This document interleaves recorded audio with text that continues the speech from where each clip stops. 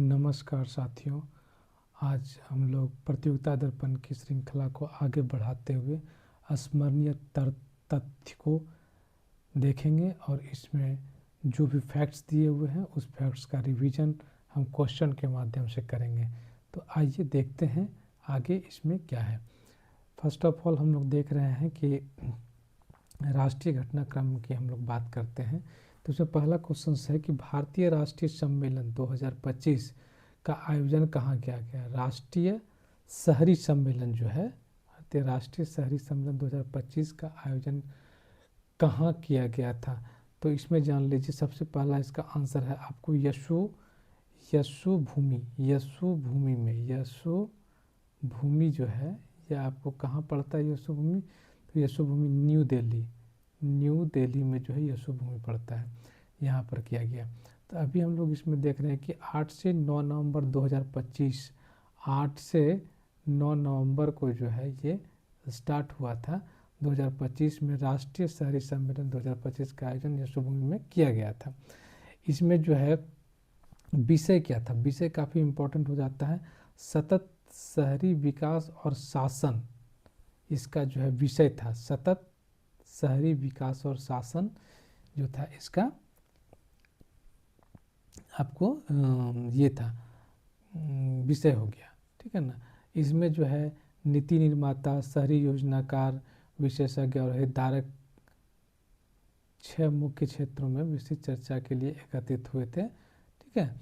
Main रूप से इनका जो देखना है कि इनमें जो है शहरी मामले, आवास और शहरी मामले के मंत्रालय जो थे, कौन है, मनोहर लाल, श्री मनोहर लाल जो थे, उनके द्वारा इसकी उनको जो इनके द्वारा ही यहाँ पर जो शुभारम्भ किया गया था। तो मेन इसमें इम्पैक्ट हो जाता है कि कहाँ हुआ, तो यशोभूमि में, राष्ट्रीय शहरी सम्मेलन कहाँ, यशोभूमि में, नई दिल्ली में। और इसका थीम क्या था, सतत शहरी विकास शासन, ये इम्पॉर्टेंट है।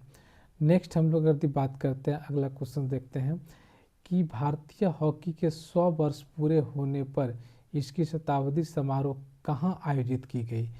VVI है, ये भी कहाँ पर आयोजित किया गया, तो मेजर ध्यानचंद राष्ट्रीय स्टेडियम नई दिल्ली में आयोजित किया था। कितना हुआ था यह, तो 100वां था। कितना तारीख को, तो समारोह जो है 7 नवंबर 2025 को नई दिल्ली में आयोजित किया गया था। बस इसमें इससे ज़्यादा और कुछ नहीं जानना है, इतना ही जानना है। नेक्स्ट अगर हम लोग देखते हैं, अगला है कि रीसस मकाक को वन्य जीव संरक्षण अधिनियम की कौन सी सूची में पुनः शामिल करने की सिफारिश की गई है। तो अनुसूची नंबर 2 में जो है इसको रीसस मकाक जो था एक वन्य जीव है, इसको अनुसूची नंबर 2 में इसको जो है शामिल कर लिया गया था। अब देखेंगे क्या अनुसूची नंबर 2 क्या है, इसके बारे में हम लोग चर्चा थोड़ा सा कर लेते हैं। तो यहाँ पर हम लोग देख रहे हैं कि एक वन्य जीव संरक्षण अधिनियम जो 1972 में 72 का एक अनुसूची 2 बनाया गया था, ठीक है ना, अनुसूची 2 बनाया गया था। इसमें मतलब एक तरह का जो वन्य जीव होता है उसको संरक्षित रूप से रखा जाता है, उसी को इस सूची में शामिल किया जाता है। तो इसमें जो अनुसूची 2 में इसलिए इसको शामिल कर दिया रीसस मैकाक को, क्योंकि यह जो है सबसे कम चिंताजनक है की स्थिति में है, सबसे कम चिंताजनक स्थिति का IUCN रेड लिस्ट में है, IUCN रेड लिस्ट में है, इसलिए इसको अनुसूची 2 में शामिल कर दिया गया है। नेक्स्ट देखते हैं प्रोफेसर वैदेश्वरन राजारमन, जिनका हाल ही में निधन हो गया, इन्हें किस वर्ष पद्म भूषण से सम्मानित किया गया था। प्रोफेसर वैदेश्वरन राजाराम, यह जो था 1998 में दिया गया था। किस संबंध, तो इसको जो है भारत में कंप्यूटर विज्ञान में पहला व्यावसायिक पाठ्यक्रम स्थापित करने का श्रेय दिया जाता है, कंप्यूटर विज्ञान से संबंधित रखता है। नेक्स्ट अगर हम लोग बात करते हैं कि छठे राष्ट्रीय जल पुरस्कार 2024 के तहत जो है इसके प्रथम श्रेणी में किसका स्थान प्राप्त हुआ है। तो प्रथम श्रेणी में इसमें जो है महाराष्ट्र को मिला है। ये कितनावा था, 6th यानी छठा था। इसमें जो है MH यानी महाराष्ट्र को प्रथम स्थान दिया गया है। नेक्स्ट अगर क्वेश्चन है राष्ट्रीय शहरी सम्मेलन 2025 के दौरान शुभारंभ डंप साइट उपचार त्वरक कार्यक्रम के तहत किस वर्ष तक सामुदायिक और बुनियादी ढांचे विकास के लिए मूल्यवान शहरी भूमि को पुनः किया गया। तो यह जो है वर्ष 2026 में सुप्रीम कोर्ट ने झारखंड सरकार को सारंडा वन, काफ़ी इम्पोर्टेंट हो जाता है आपको सारंडा वन से संबंध में क्या निर्देश दिया। उन्होंने दिया, सुप्रीम कोर्ट ने सारंडा वन का उद्देश्य दिया कि वन्य जीव अभ्यारण्य के रूप में अधिसूचित किया गया है इसको, सारंडा वन को। और ये सारंडा वन कहाँ है, तो आपको झारखंड में पड़ जाता है सारंडा वन, ठीक है, झारखंड में है। नेक्स्ट देखते हैं, नेक्स्ट क्वेश्चन क्या है। आईआईटी बॉम्बे द्वारा विकसित पहला क्वांटम डायमंड माइक्रोस्कोप किस तकनीक पर आधारित है, काफ़ी इम्पोर्टेंट हो जाता है। यह तकनीक का नाम है नाइट्रोजन रिक्ति केंद्रों पर यह जो है आधारित है। कौन किया है, तो आईआईटी बॉम्बे के द्वारा किया गया है। नेक्स्ट क्वेश्चन हम लोग देख रहे हैं कि सल्लू मर्दा थिमक्का जिसका जो है निधन 14 नवंबर 2025 को 114 वर्ष की आयु में हो गया, उसे किस उपनाम से जाना जाता है। वीवीआई में इसको स्टार करके मार्क करके रखिए, ये भी इंपॉर्टेंट क्वेश्चन हो जाता है। तो इसको जाना जाता है भारत की वृक्ष महिला, थिमक्का को भारत की वृक्ष महिला की। ये कहाँ की थी, कर्नाटक के प्रसिद्ध पर्यावरणविद थी और उनको जो है पद्मश्री सम्मानित 2019 में किया गया था। हजारों आसपास में जो हजारों पेड़ वेड़ लगवाए थे, इसका देखभाल किया था, इसलिए जो है इसके वजह से इनको जो है भारत की वृक्ष महिला के नाम से जाना जाता है। नेक्स्ट हम लोग देखते हैं कि गोगाबिल झील की अगर हम लोग बात करें, गोगाबिल झील जो से 94 है ना रामसर स्थल घोषित किया किस राज्य में, वीवीआई के रूप में बिहार। इसको भी स्टार मार्क कर लीजिए, यह भी काफ़ी वीवीआई है। कहाँ पर किया गया है, तो इसको हम लोग बोलते हैं बिहार में किया गया। बिहार की गोगाबिल झील को 94 रामसर स्थल घोषित किया गया है। यह कौन सा जिला में, तो कटिहार जिला में स्थित है। यह जो है गौमुख आर्द्र भूमि जो महानंदा और गंगा नदी के बीच फैली हुई है उसे निकलते गोगाबिल उत्तर में महानंदा और कंगार नदियों तथा दक्षिण में पूर्व में गंगा के प्रवाह से बनी हुई है। यह जो है पहला सामुदायिक रिजर्व है और कितना हुआ है, सबसे मेन इंपॉर्टेंट 94 हो गया। कहाँ पर, तो बिहार में हो गया।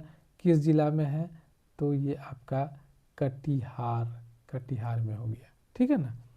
चलिए नेक्स्ट अगर हम लोग बात करते हैं अंतर्राष्ट्रीय क्रम में, देखते हैं अंतर्राष्ट्रीय क्रम में क्या है। जलवायु जोखिम सूचकांक 2025 जलवायु सूचकांक किया गया है। 1995 से 2004 के बीच चरम मौसम की घटनाओं के कारण वैश्विक स्तर पर कितने लाख लोगों की जान गई है, कितने लाख लोगों की इसमें जो है जान चली गई है। तो यहाँ पर आप देख सकते हैं कितने लाख लोगों की जान गई है, तो 8.32 लाख इतना लोगों की जान गई है सूचकांक में, ठीक है। हाल ही में वैश्विक क्षय रिपोर्ट 2025 किस संस्था द्वारा जारी किया गया है, WHO के द्वारा जो है इसमें क्षय रोग यानी कि टीबी जिसको हम लोग बोलते हैं उसको किया गया है। भारत में जो है मौतों की संख्या 28% कमी दर्ज की गई, 28% जो है भारत में कमी दर्ज की गई है। और क्षय रोग दिवस जो है कितने तारीख को, 24 मार्च को क्षय रोग दिवस जो है मनाया जाता है। डेविड स्लेजे उनके किस उपन्यास के लिए 2024 का बुकर प्राइज दे दिया, स्टार मार्क कर लीजिए। इसको जो है फ्लैश के लिए दिया गया है, स्टार है ना, फ्लैश के लिए। और इसके साथ साथ जो है 6 अन्य चुनिंदा जो लेखक को चुना गया था इसके लिए मेन है किरण देसाई जो भारत की ओर थी, the loneliness of Sonia and sons, the loneliness of Sonia and sons किसकी पुस्तक है, तो ये किरण देसाई। इसमें सारा पुस्तक इंपॉर्टेंट होता है लेकिन मेन जो इंपॉर्टेंट हुआ दो, एक फ्लैश और एक जो है किरण देसाई का the loneliness of Sonia and sons. Next है एंड्रयू मिलर का था the land in winter, David रिसले फ्लैश हो गया, और Katie Kitamura audition, Katie Kitamura admission ने, और Benjamin Markovits the rest of lives, ये सभी पुस्तकें जो है इसमें। नेक्स्ट क्वेश्चन अगर दिन लोग देखते हैं, लैंसेट काउंटडाउन रिपोर्ट 2024 में 1919 के बाद गर्मी से होने वाली मौतों की वृद्धि कितनी हुई है, तो 24%, यानी 23%। कितनी हुई है, तो 23%। नेक्स्ट क्वेश्चन अगर हम देखते हैं तो जेम्स डेवी वाटसन काफ़ी इंपॉर्टेंट है, स्टार मार्क कर लीजिए। वाटसन को कौन नहीं जानता है, उनको वाटसन को, जिन्होंने जो है डीएनए की रचना की खोज की थी, डीएनए के संरचना की खोज की थी। किस काम के लिए उनको दिया गया था, ये फ्रांसिस क्रिक के साथ में, किसके लिए दिया था, किसके साथ में इनको दिया गया था, निधन हो गया है जेम्स डेवी वाटसन जिनका हाल ही में निधन हुआ है। डीएनए की संरचना खोजने में किसके साथ काम उन्होंने किया था, तो फ्रांसिस क्रिक के साथ जो है वो काम किए थे। नेक्स्ट है जलवायु परिवर्तन सूचकांक निर्देशांक जो है CCIP-PI 2025 में शीर्ष रैंक किस देश को मिला है, तो ये हो गया डेनमार्क को इसमें शीर्ष रैंक। भारत कोडैक्स एलिमेंटेरियस कमीशन में किस क्षेत्र के लिए पुनर्निर्वाचन किया गया, एशियाई क्षेत्र के लिए इनको जो है पुनः निर्वाचित किया गया है। नेक्स्ट अगर हम करेंगे तो हाल ही में सेंटिनल 6B उपग्रह किस रॉकेट द्वारा प्रक्षेपित किया गया था, फाल्कन 8-9 के द्वारा। फाल्कन 8-9 सेंटिनल 6B उपग्रह कैलिफोर्निया के वोंडेनबर्ग स्पेस फोर्स से फाल्कन 9 रॉकेट के माध्यम से प्रक्षेपित किया गया था। यह उपग्रह नासा राष्ट्रीय महासागरीय और वायुमंडलीय प्रशासन और यानी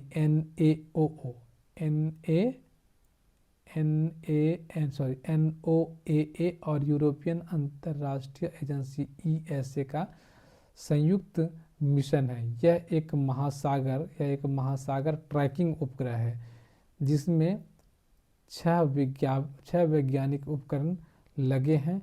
ये उपकरण समुद्र के बढ़ते जलस्तर और पृथ्वी पर उसके प्रभावों का मापन करेगी। नेक्स्ट क्वेश्चन नंबर 9 देख लीजिए, भारत और फ्रांस के बीच गरुड़ अभ्यास कहाँ, ये काफ़ी इंपॉर्टेंट क्वेश्चन होता है, पूछ जाएगा क्वेश्चन कि गरुड़ अभ्यास जो है किस किस देशों के बीच हुआ, तो भारत और फ्रांस के बीच में। इसको ऐसे याद रख सकते हैं, इंडिया तो रहेगा ही नहीं, फ्रांस ऐप से फ्लाई करने वाला पक्षी वाला हो जाएगा, तो पक्षी वाला मतलब गरुड़ किसके साथ है, फ्रांस में। कहाँ पर आयोजित किया गया, माउंट द मॉर्सन एयरबेस। यह किस तरह का सेना है भाई, तो ये वायुसेना और फ्रांसीसी वायुसेना और भारतीय वायुसेना यानी कि वायुसेना। सिर्फ याद रखिए यहाँ पर हो गया क्या, इंडिया प्लस फ्रांस, ऐप से याद रखना है, फ्रांस ऐप से फ्लाई करेगा, फ्लाई मतलब किससे हो गया संबंधित, तो फ्लाई कौन करेगा, एयरफोर्स से संबंधित हो गया। और कहाँ पर करेगा ये, तो ये जगह का नाम हो गया माउंट दे मार्सन एयरबेस में हो गया। नेक्स्ट अगर देखते हैं तो कौन देश तंबाकू पर पीढ़ीगत प्रतिबंध लगाने वाला विश्व का पहला जैसे ही बोला तो इम्पोर्टेंट हो गया, पहला देश कौन सा हो गया, तो मालदीव जो है वो पहला देश है जो तंबाकू पर पीढ़ीगत प्रतिबंध लगाने वाला देश बन गया है। इस तरह से आज हम लोग स्मरणीय तथ्य को भी समाप्त कर दिए। इसमें हमें एक और क्लास लगेंगे जिसमें कि हम मल्टीपल चॉइस जो क्वेश्चंस हैं उस क्वेश्चंस को करके समाप्त कर देंगे। इस चैनल को आप लोग आगे बढ़ाइए, इसे सब्सक्राइब कीजिए, शेयर कीजिए और लाइक कीजिए। धन्यवाद। जय हिंद।